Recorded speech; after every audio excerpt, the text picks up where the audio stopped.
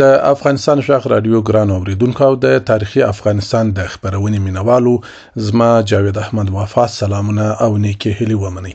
ګران اوریدونکو نننۍ خبرونه مو د زردشت کورنۍ او د زردشتي دین عبادت ځایونو ته ځانګړې کړي او په دې اړه مو د هیواد له نامتو لیکوال او څېړونکي ډاکټر څېړنوال عبدالغفور لیوال سره چې اوس په فرانسه کې میشت دی خبرې کړې دي. د افغانستان شاخ رادیو ګران اوریدونکو زردشت چې د زردشتي دین بنسټ ایښودونکی دی د زیږیدو د نیټې په اړه ټول څېړونکي په یوه خوله نه دي. بیلابیل څېړونکي په خپلو څېړنو او اثارو کې د زیږیدو نیټې مختلفې یادې کړې دي. د زردشت د نوم او د زیږیدو د نیټې په اړه ډاکټر څېړنوال عبدالغفور لیوال د افغانستان شاخ رادیو سره په مرکه کې داسې وویل: زردشت، زرتشتر، زرتشترا، زراتشترا، سپین تومن، سپمته، سپینته د زردشت نومونه دي. د زراتشترا دغه شکل نوم په اوستایي متونو کې ډیر راغلی چې بیلابیلې معناوې ترې اخیستل شوي. تر ټولو تحت اللفظي معنا یې د زیړ اوښ خاوند یا د زاړه اوښ خاوند. زرت شترا، زرد د زیړ په معنا، شترا د شتر، د زیړ اوښ خاوند. د غنیمت شوي اوښانو ورخپلونکی هم تفسیر شوی. د زرین ستوري معنا هم ترې اخیستل شوی او داسې نور. خو د هغه بل نوم یا لقب سپین تومن دی چې هماغه د سپین توکم یا پاک نژاد خاوند معنا لري. پور داوود یې د زیږدا کال 1080 مخ زیږدی بولي. استاد کوهزاد د یونانی مورخ خزانتوس له نقله د زردشت یادونه را اخیست. مورخین وایي چې یونانیانو له هغې جملې افلاطون زردشت پیژانده او درناوی یې کاوه. یونانیانو د ادعا له مخې خو د زردشت د ژوند زمانه ان تر میلاد 6000 کاله پخوا ته رسیږي چې دومره لرغونتوب هم یو څه افسانوي بریښي. په هر صورت یونانیانو د یادښتونو له مخې هم د زردشت شتون لږ تر لږه تر میلاد 1000 کاله پخوا زمانې ته رسیږي او هم د دغې دورې د راپیل تاریخ همدا څرګندوي.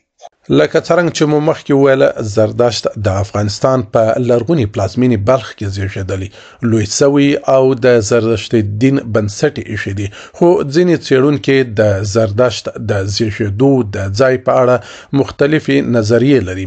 یوه ډله مورخین د زردشت د زیږېدو ځای د اوسني ایران لویدیځې سیمې بولي.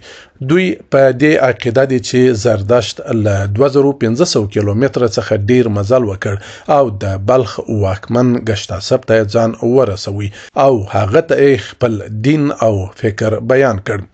ځینې نور مورخین زردشت آذربایجاني ګڼي. د خپل ادعا د ثبوت لپاره د آذربایجان لوی اورتون یا آتشکده دلیل راوړي. خو ښاغلی لیوال وایي د هغه کورنۍ د بلخ شاهي سلسلې ته رسیدلې ده چې دا یو بل دلیل دی چې زردشت بلخي ریشي ګڼلی شو د هغه روایت پر خلاف چې دی د آذربایجان ګڼلی دی. زردشت اویا او په بل روایت 70 کلن و چې د بلخ یا باختر د مزدک په زینو کې ووژل شو. د زردشتي موبدانو په لیکنو کې د هغه قاتل تورې برادر وریش کوول شوی دی. د هغه د قتل دلایل مبهم دي. ځینو یې قتل په تورانی مخالفینو ور اړولی دی. د یادونې وړ ده چې د زردشتي موبدانو ګڼې لیکنې افسانوي رنګ لري. البته یوه یادونه په دې پوښتنې په پای کې د جواب په پای کې باید تاکید پرې وکړم چې بلخ چې البته حدود تر اوسني بلخ ډیر پراخ او ارتو د زردشتي او استایي مدنیت تر ټولو مهم منځای یا مرکز ګڼل کیږي. دا ثابته ده چې زردشت د بلخ د مزدک په زینو کې په اویا او په بل روایت په 80 کلنۍ کې وژل شوی دی. دا په دې معنی چې زردشت د ژوند په وروستیو کلونو کې په بلخ کې اوسېده او دا د هغو پوهانو نظر پیاوړی کوي چې زردشت بلخي او د زردشتي او استایي مدنیت مهم مرکز بلخ ښار و. د زردشت پلار پورو اسپا او مور یې دغدو نومېده. زردشت 3 زامن او 3 لورګانې درلودلې او کشري لور یې د زردشتي دین د خپرولو په برخه کې هم ډیر کار کړی دی او د یاد دین مبلغه و چې په اړه ډاکټر څېړندوال عبدالغفور لیوال له افغانستان ژغ رادیو سره په مرکه کې داسې وویل: د استاد کوزات په روایت زردشت د پوروشسپه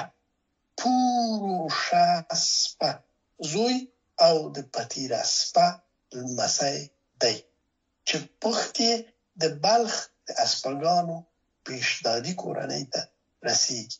د مور نوم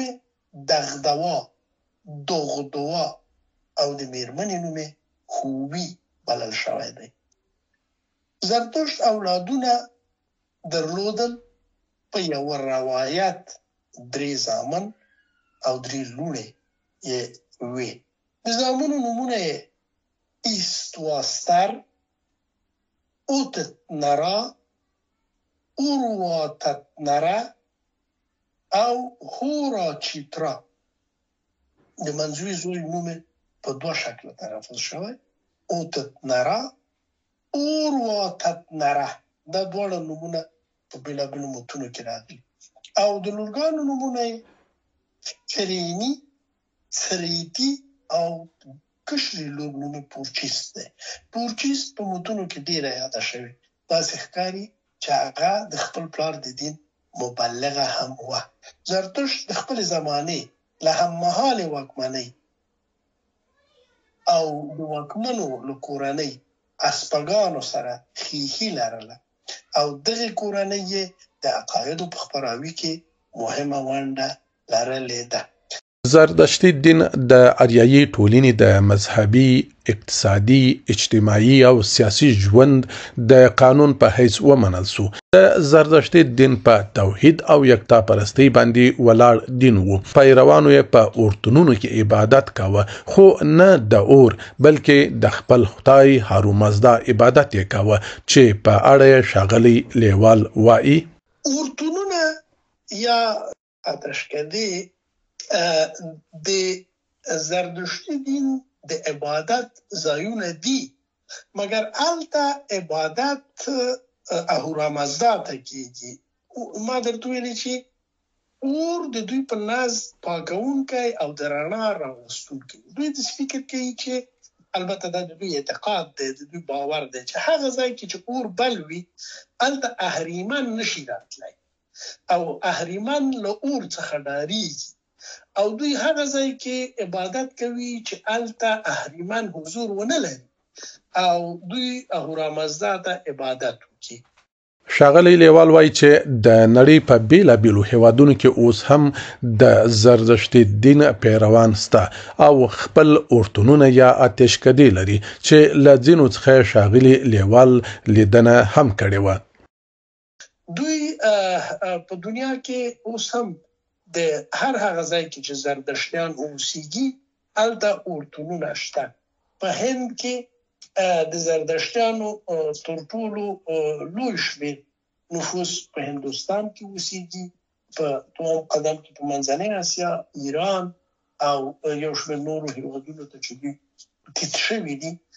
په دوی خپل اورتونونه لري او هلته دوی فکر کوي چې اور د رڼا، تودوخې او د انسان د روح د پاکۍ وسیله ده په خپل خدای نه دی، په خپل معبود نه دی، دوی اهورامزدا ته عبادت کوي. البته یو شی په زړه پورې دی چې اورمزد د اهورامزدا بل تلفظ اورمزد دی، همدغه اور چې اهور یا اور همدغه اور دی چې موږ پښتو کې ورته وایو، او دا هم د رڼا په نام راغلی دی، د رڼا خدای، رڼا راوستونکی خدای، ځکه چې بیا د لقب د دغه اور و رڼایي و سپین تابه و پاکونکي سره اړیکه لري. نو ځکه دغه مغالطه باید ونشي د دې دین په اړه. ما په خپله په ایران کې په کرمان کې او په یو شمېر نورو په یزد او کرمان کې اورتونونه له نږدې لیدلي دي، او هلته مې له زردشتي موبدانو سره خبرې کړي دي. هلته داسې اورونه هم بل دي چې تر 1,000 کلونو ډېره موده کېږي چې نه دي ګل شوي. یعنی دا اورونه تر 1,000 کلونو همداسې بل دي، او دوی هره ورځ د بل ساتلو لپاره خپل اقدامات کوي. او ما له دوی سره هم په هند کې کتلي، خبرې مو سره کړي دي، او هم په ایران کې د دوی اورتونونه له نږدې لیدلي دي، او په دې برخه کې مې محلي یا سیمه یا ساحوي څېړنې هم کړي. زردشت د لرغوني افغانستان له نامدارو او مشهورو اشخاصو څخه یو دی. نوموړي په خپل وخت کې له تورې او ځواک پرته د یوې واحدې ټولنې رامنځته کېدا او سولې ثبات ته ډیر کار وکړ. دا ځکه چې نوموړي د یو لوی مسلح انسان په حیث انسان او انسانیت ته کار کاوه. د پلان او فکر په یوې جغرافیا پورې محدود نه و. زردشت اریایي ټولنه له وینې تویېدا او جګړو پرته سره راغونډه او منسجمه کړه. زردشت د یو لوی مفکر په حیث د ټولنې په ټولو اساسي برخو ژور سوچ او غور وکړ. د دې سوچ او غور په بنا یې له ټولنیزې برخې نیولې تر فرهنګي برخې د ټولنې ټولو برخو ته یو معقول او منصفانه پلان جوړ کړ. د فرمول د ستونزو په حل کې تر ډیره بریالي او نومیالی وو. د افغانستان غږ رادیو ډیرو درنو او قدرمنو اوریدونکو او د تاریخي افغانستان د خبرونې مینوالو، زموږ نننۍ خبرونه پر همدې ځای پای ته رسیږي. تر راتلونکي خبرونې پورې چې بیا ستاسو په خدمت کې حاضریږو، ما جاوید احمد وفا ته اجازه راکړئ. د خدای په امان، ښه وخت.